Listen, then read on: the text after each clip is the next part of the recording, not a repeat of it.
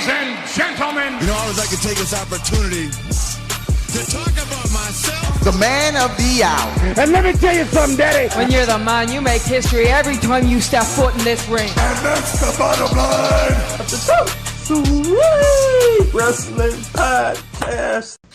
Ladies and gentlemen, welcome to episode 100 of the Sweet Wrestling Podcast. Yes, indeed, ladies and gentlemen, episode 100. I am so excited, ladies and gentlemen, to make it to 100 episodes. I was just trying to get through one just 2 years ago, ladies and gentlemen. This is an incredible accomplishment. I'm ready to get right on into this thing. You can find me at linktr.ee/2sweetpods, 2sweetpod. That's where all of my listeners are for this podcast.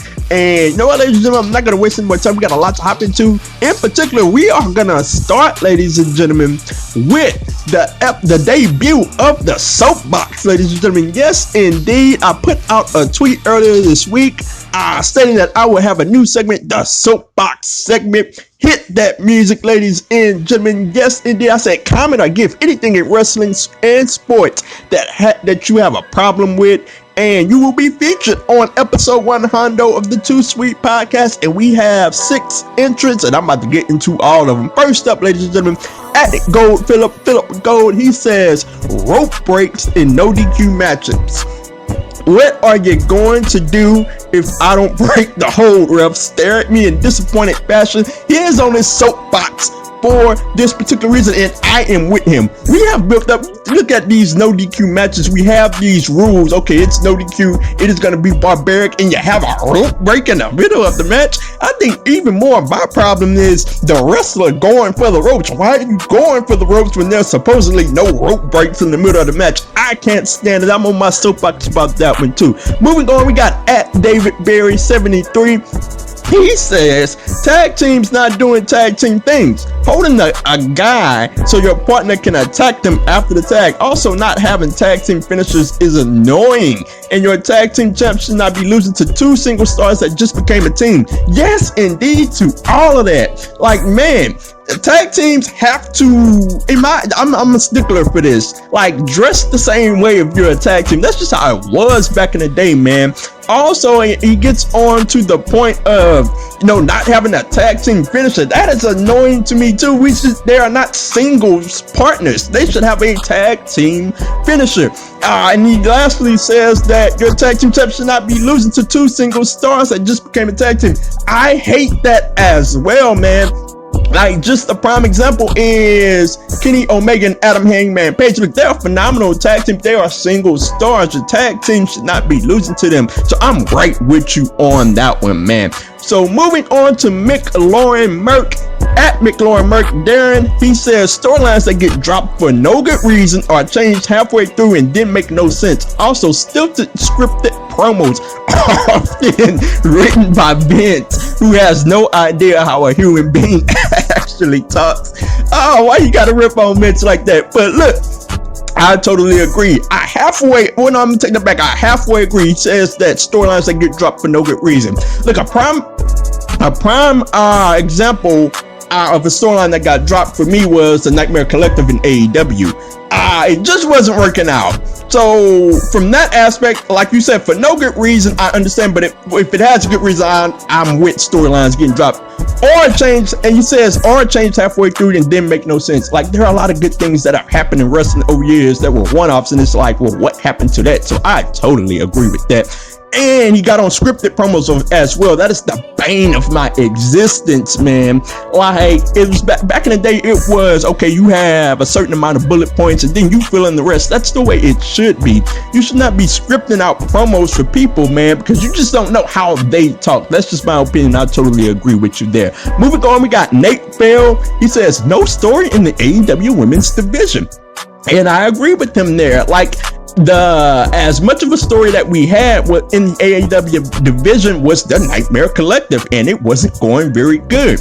Outside of that, there's really been no actual story. There's been some decent matches, but we need story, and hopefully we're getting into that with Nyla Rose as the new champion. I'm gonna go through that as well with my AEW recap. So hopefully we get a story there. Moving on, we got Callan Matthew. I hope I'm pronouncing that right. At Man Order 0102. He says, when a brawl breaks out and the timekeeper constantly rings the bell to try to stop it, that drives me up the wall. I laughed at this, man, because the first thing I thought about was WCW Nitro. They used to have these brawls right at the end of the show, and there's the timekeeper just ringing the bell non-stop, like Wade Barrett or somebody with a gavel, just ringing it non-stop, like that's gonna actually stop the action from happening. Moving on, we're going to go to Anthony Talk Stuff. AA Talk Stuff. They have a phenomenal podcast. Listen to him. He says Hogan versus Sting at Starrcade. My goodness. Literally the culmination of arguably the greatest wrestling angle ever, and they botch the freaking finish to the match, and it ruins the moment and culmination of it all. My goodness, as a huge Sting fan, I am with you. Like, at the time, it was so confusing, man. It's like, okay, well, Sting just lost the match. Okay, no, he didn't. Well, here comes Bret Hart. Oh, Sting won a title. Okay, well, you won a title. And you come out and look at it years later, and it's like, how did you mess that up? Sting taps out Hogan. End of match. That's all that needed to happen, and it became one of the worst, if not the worst finish in pay-per-view history. So we are off our soapbox. I had a soapbox moment as well. I posted it on Twitter. Check that out. We will run this segment again next week. If you have any soapbox moments that you are on about wrestling and sports, feel free to post them. So, ladies and gentlemen, we are going to move into Best Thing, Funniest Thing. That is back this week. Best Thing of the Week, Jon Moxley versus Suzuki. It was a tremendous match at New Japan in the beginning. And like, man, it was a brutal match. I'm talking about 3 o'clock in the morning watching this. I rise up and they are going at it. They are brutalizing each other. Jon Moxley picks up the win there, and what was a phenomenal match. Funniest thing of the week, Gangrel. Yes, indeed. Y'all know where I'm going here. Shayna Baszler bites the neck out of, I just feel funny saying that. Bites the neck of Becky Lynch, and man, I'm going to get into that storyline later on, but the Gangrel memes came out, and I was one of them. I said Shayna Baszler's theme is going to be the Brood's theme now. Like, the memes, the Gangrel memes were just hilarious last Monday night. Thank you for all of them for my entertainment last Monday night. So, ladies and gentlemen, we're going to get into this thing. And first up, ladies and gentlemen, we are going to hop right into the NXT Takeover Portland card. I am very, very much excited about this. And I got to say that, man, silly me, I thought it was going to be on a Saturday. I'm watching NXT last night, and they say that this Sunday, NXT Takeover Portland. I'm like, what? Sunday? And yeah, I'm glad I caught that. But this is going to be a phenomenal pay-per-view. It is absolutely stacked. And look at, man, I'm going to put it into pay-per-view of the year candidates already for 2020. So we're going to start right up with the street fight, ladies and gentlemen. Dakota Kai versus Tegan Nox. A phenomenal storyline we have going here. Dakota Kai, Tegan Nox, and I gotta say, the one thing I didn't like was the match up that they had on NXT recently, where Tegan Nox got the win. Like, I really felt like, you know what, keep them, you can have them interact or whatnot, but we shouldn't have had a match that night, and we should have just kept the storyline going along. But however, I'm still very much interested in this match. They had a little bit of a brawl last night on NXT. Dakota Kai, Tegan Nox, this should be phenomenal. I really hope that, you know what, they say it's a street fight, let it be brutal. Like, I don't want to have a street fight that's okay, they went to the outside of the ring for a little bit and they're back inside of the ring and it's pretty much just a regular match. We may see a chair or two here. No, let it get crazy, man. Let them go into the crowd. I want chairs, I want tables. Like, let it come out, let the kendo sticks come out. Like, I really want to see that. So I expect big things from this match. It's going to be all of them are going to be a match of the night candidate. As for your victor here, I'm going to go with Tegan Nox. Well, you know what? This one is tricky because Tegan Nox actually got the victory on NXT. But you know what? I'm going to stick with Tegan Nox to get the victory here to avenge Dakota Kai and get her revenge at TakeOver. So moving on, we are going to go to the NXT Tag Team Championships, the Undisputed Era versus the Broserweights. Broserweights, the winners of the Dusty Rhodes Tag Team Classic. And man, their vignettes have been tremendous, man. I have enjoyed them a whole lot. Pete Dunne and Matt Riddle, they've done a good job, and this is going to be a phenomenal match. Broserweights versus the Undisputed Era. Like, man, I'm very much, this might be the matchup. I'm not going to say, I was about to say the matchup that I'm most looking forward to, but not quite. This is one of the matchups that I'm looking most forward to. And at the end of the day, your winners will be the Undisputed Era. I see them retaining the titles here in what will be a phenomenal match. Moving on, we got the NXT North American Championship on the line. Keith Lee versus Dominique Dijakovic. These guys have an incredible history of great matches together, and this one will be a great match as well. I absolutely loved Mark Henry last night, building this matchup in that video package that they had and talking about the big men of wrestling, and it was just perfectly done. WWE always does a good job in that aspect. But as for this matchup, I'm very much looking forward to it. The size, these two are very much the new age big man. I like to say it all the time. The big man that can be big man but fly around like little guys as well. And I expect a phenomenal match of the year candidate here. As for your winner, Keith Lee has to retain here. You just put the title on the guy. No way they're taking it off of him. Now, moving on, we got Finn Balor and Johnny Gargano.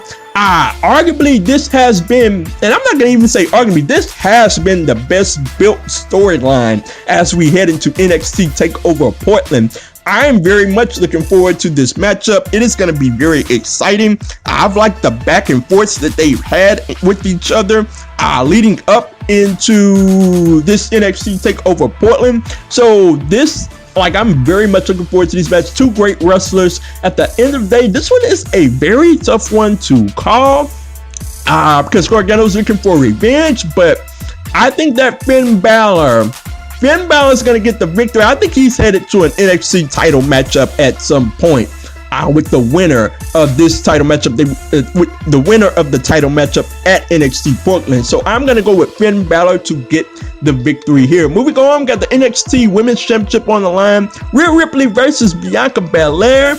And man, I'm going to get to this later, but man, I really feel like Bianca Belair has really been getting overlooked here. And I'm going to get into a lot of things that I have to say about that later. But looking at this matchup here, Rhea Ripley versus Bianca Belair, you know, you have Charlotte involved in the storyline. I don't really like that a whole lot. But the match will be incredible, ladies and gentlemen. Like, I really feel like Bianca Belair has been looked over, and I really want to pick Bianca Belair because of it. But Rhea Ripley just won the title. I can't see them taking the championship off of Rhea Ripley yet. They had a pretty good back and forth last night on NXT, and I'm very much looking forward to the match. Rhea Ripley will be your winner here. However, I'm not done. I'm going to address Bianca Belair later on in the show. Moving on to the final matchup of the night, Adam Cole versus Tommaso Ciampa.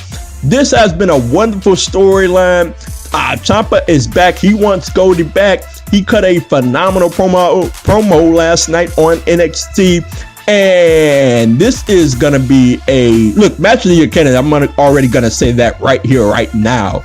These two guys can go in the ring. And you know what? Who wins here is very interesting. Adam Cole is on the run, but you know what? It is Tommaso Ciampa's time. I think he gets Goldie back. Tommaso Ciampa wins at NXT TakeOver Portland. So that is my picks for NXT TakeOver Portland. Ladies and gentlemen, we are going to move on into John Cena, ladies and gentlemen. How about this? I'm watching WWE backstage, and it is announced that Big Match John Cena will be back on SmackDown. I think they said the 28th, if I'm not mistaken.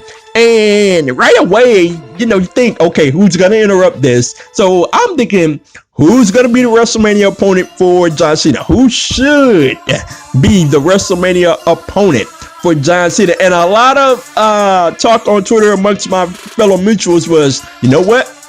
John Cena should go for the Fiend. It should be the Fiend versus John Cena at WrestleMania. And I don't necessarily have a problem with that if Bray Wyatt is winning. But I really think if you gotta have John Cena back, you gotta have him put over a young guy. Like, let him get in there with some guy that has a little bit of name value, but can get a whole bunch of name value for beating John Cena. And I think that guy is Velveteen Dream, ladies and gentlemen. John Cena has talked about how Velveteen Dream is the next big thing to come out of NXT before, and I cannot think of a better match up with a very young guy than John Cena versus Velveteen Dream. I would like to have that go down. I think it would be a phenomenal matchup. John Cena can put on a good match. We haven't seen him in a long time. The guy can put on a good match. Velveteen Dream can go in the ring, and this would be a huge momentum boost to Velveteen Dream's character overall as he heads into the future with NXT or with WWE, wherever he goes. I want to see John Cena versus the Velveteen Dream. That's just my opinion. I would love it. So moving on, ladies and gentlemen, we had the Shayna Baszler, Becky Lynch segment on Raw. I touched on it a little bit earlier, and man, we have Becky Lynch versus Asuka, and I'm thinking, okay, what's up here? Why are we having a title match on Raw? And sure enough, Becky wins. Here comes Shayna Baszler. She takes a bite out of crime versus Becky Lynch, and man, I'm just sitting there like, okay, I see Shayna Baszler come out. She's getting beat down. I'm getting ready to tweet, oh man, well done WWE. This is great build. And she starts munching down on Becky Lynch's neck, and I'm like, like, I didn't see that coming. That came way out of left field. And I hope this isn't the start of some kind of vampire character for Shayna Baszler. As many Game Girl jokes as I had last minute, like, no, I don't want to see that happen. Like, no, let's not do that. Let's not do that. Look, I'm interested in it. I want to see how it goes, but here's how the match should go at WrestleMania. This should be a pure D beatdown. Shayna Baszler should beat the crap out of Becky Lynch at WrestleMania so that we can build up some sympathy for Becky Lynch. She is a very sympathetic character, and that's what I want to have. Like, put yourself in the mind of Brock Lesnar, John Cena at SummerSlam that year when he just ragdolled John Cena everywhere. Like, we don't have to have a million German suplexes with Shayna Baszler or Becky Lynch, but I want her to ragdoll Becky Lynch and win in a dominant fashion. That would go over well, and it would just be the start of this storyline. So moving on, ladies and gentlemen, it will be Goldberg versus the Fiend at Super Showdown, and that got a lot of people talking, and Dave Meltzer got a lot of people talking as well. He said that, you know what, the more marquee match would be Goldberg versus Roman Reigns at WrestleMania, not Roman Reigns versus the Fiend. He said that would have more fan interest, and I'm here to debate that. I'm here to talk about that. Well, not debating. I'm here to talk about it. What will have more fan interest, Goldberg and Roman, or the Fiend versus Roman? I'm here undisputedly, undoubtedly to say, look, man, what are we talking about here? Roman Reigns versus the Fiend is the most marquee match as it pertains to the fans overall, and it's not even close. Like, we spent all this time complaining about Brock Lesnar and how he has manipulation on the main events and the title, and yet, like, we're talking about Goldberg and Roman as a more marquee match. No, man, we didn't sink all of this time into Bray Wyatt, building him up into the Fiend, having these great vignettes, telling these great stories for him not to be in the title match at WrestleMania. And here's the thing, man. Look, man, I hate to say it, This has nothing to do with it, but look, Roman is going to get booed regardless. No matter who they put in the ring, it's Goldberg, it's Fiend, the crowd is just going to boo Roman Reigns. I hope they're ready for it. This is why I say that Roman Reigns shouldn't be in a title match. This is my opinion, because the fans are going to boo him out of the building. Like we can have a lot of other storylines with Roman and the Fiend. Like, that's just my opinion on that. But overall, give me, if it just has to be Roman Reigns, at the least give me Bray Wyatt, the Fiend versus Roman Reigns. I have no interest in Goldberg versus Roman Reigns. No, that is a thing that should not happen. So moving on, ladies and gentlemen, we are going to talk about two bad sisters, ladies and gentlemen, Naomi and Bianca Belair, and they are getting the job done. But here's my deal. I think that there's a chance that one of these ladies can pull off some Kofi Kingston-esque momentum as we head into WrestleMania and beyond. So looking at, I told you I was going to get into this, looking at Charlotte Flair, Rhea Ripley, Bianca Belair, like, okay, Bianca Belair is being treated as the afterthought, but clearly, as you've seen on her promo on NXT last night, the crowd is digging Bianca Belair, and we're pushing Rhea versus Charlotte. Now, to be fair, Kofi Kingston, Daniel Bryan, they were born out of fans not wanting something. The fans didn't want Randy Orton versus Batista that year. The fans didn't want to see Daniel Bryan versus anybody other than Kofi Kingston that year. To be fair, the fans are really into Rhea Ripley versus Charlotte Flair, but WWE has to be careful. Bianca Belair is a very lovable character, and if you keep pushing her to the back, I really think the fans are gonna start to get behind Bianca Belair unless they just push her away from the story entirely to where she can't get into the story. That's the only way. I think that she doesn't gain some type of Kofi-esque momentum, but they better be careful, man, because the fans really love her, and she can gain some type of momentum, gain some type of Kofi Kingston-esque momentum as we head into WrestleMania. As it pertains to Naomi, we don't know yet what the matchup is at WrestleMania. It is presumably, everybody would presume, Bayley versus Sasha Banks, but Sasha Banks is injured. So we don't know yet, but let's play devil's advocate here and say that Sasha Banks comes back. Naomi has really gotten over with the fans. She had a great showing at the Royal Rumble. And you know what? I have been championing Sasha versus Bayley ever since the second year. They celebrated the 5-year, anniversary or whatnot of the Give Divas a Chance hashtag on Twitter. And look, man, ever since the second year, when Bayley first arrived, I've been saying Sasha versus Bayley at WrestleMania. Make it happen. It would be the biggest match on the card. And to be honest, I think that window has really passed. The window of interest has passed. Like, it would be a good match, but it doesn't have the same pop that it had years ago. That's just my opinion. And I really think that Naomi is a more interesting character. The fans are really behind Naomi. I really think that Bayley needs a charismatic face to get her momentum rolling as a heel. So if the plan is Bayley versus Sasha, I really think that Naomi has a phenomenal chance to get some type of Kofi Kingston-esque momentum rolling because the fans are definitely behind her. We will see how it turns out going forward. So moving on, ladies and gentlemen, we're going to move on to Jordynne Grace and Impact, ladies and gentlemen. It was Jordynne Grace versus Taya Valkyrie. And I got to say that, you know what? I have been saying for a long time, I've said it on this very podcast, that Impact, you know what? It is time to go with Jordynne Grace. Do the right thing, doggone it.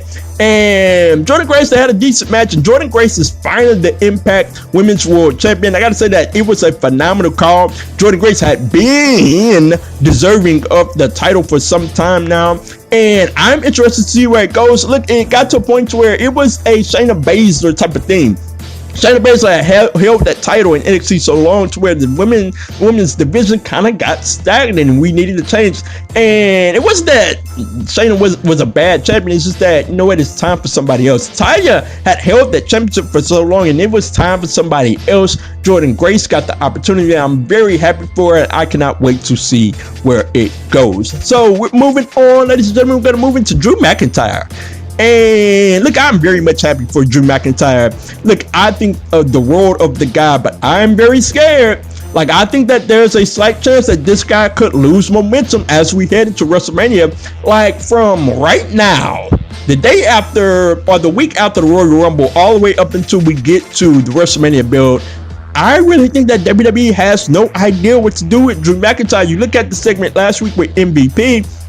Like, MVP was totally out of place. Like, the fans want to cheer MVP and they had him being a heel. And I'm like, the segment, like, it fell down a cliff because MVP was out of place in my opinion.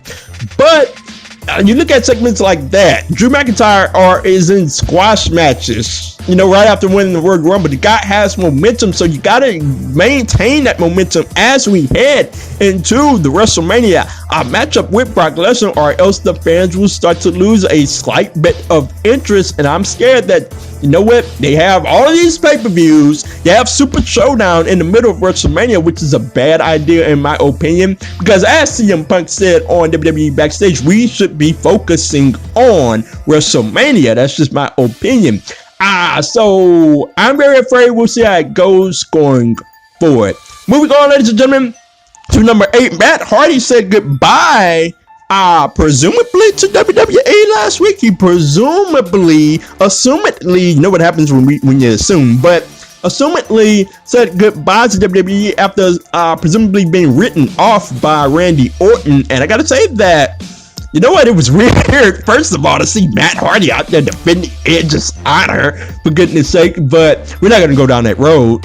But my question is, if Matt Hardy is leaving WWE, where should he go next? A lot of people are saying AEW, he should be the exalted one, and I get it.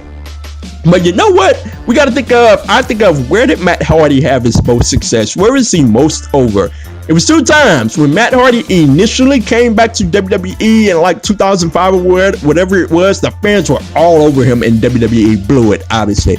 And the second time was in Impact Wrestling as Broken Matt Hardy. And you know what? I want to see the dude go back to Impact Wrestling because I believe Impact needs a shot in the arm. And I think Matt Hardy, Broken Matt, yes, I think that he would be it. And I really want to see that guy go back to Impact Wrestling. That is just my opinion on the situation. I want to see him go back to Impact. There are a lot of great young guys in Impact that he can have some great matches with and great storylines with, more importantly. I want Broken Matt back. I would love to see him back in Impact Wrestling. So moving on, ladies and gentlemen, we got AEW to review, ladies and gentlemen. And first up, we're not going to waste any more time. We got Omega and Hangman versus SCU for the tag team championships. This was a phenomenal matchup, and the crowd was just hot for Kenny Omega, man. This crowd was hot all night, and I'll mention it throughout this review. Hangman had a phenomenal hot tag here. He cleared house. We had some tremendous near falls, but the spot of the match, man, Omega and Hangman had a tremendous tag team finisher, the V-trigger with the clothesline. That picks up the victory for Omega and Hangman, and it was a phenomenal way to open the show. Afterwards, we had a massive brawl with the Dark Order. That storyline is still going on. The Exalted one, that's still going on. And also that set up the Tag Team Battle Royal for next week. I'm very much excited about that show. That is going to be a phenomenal show. That's going to be a phenomenal Tag Team Battle Royal. So moving on, ladies and gentlemen, we had Santana have a fantastic interview. This guy can really talk. Like, I've been following him since Impact Wrestling. A lot of people didn't know he could talk.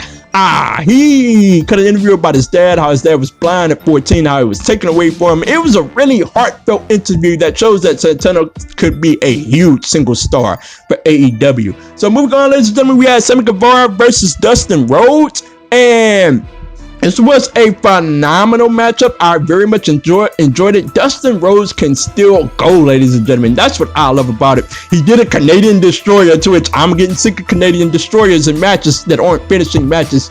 But at the end of the day, Dustin Rhodes picks up the win, which I thought was very surprising. Like, I figured the young guy would pick up the win here, but Dustin picks up the win. He goes on to challenge Jake Hager at AEW Revolution. I cannot wait to see that. Two relatively big hosses going at it. Dustin can still go. Jake Hager can go. I want to see that. I'm very interested in it. Let's go, baby. I want to see it.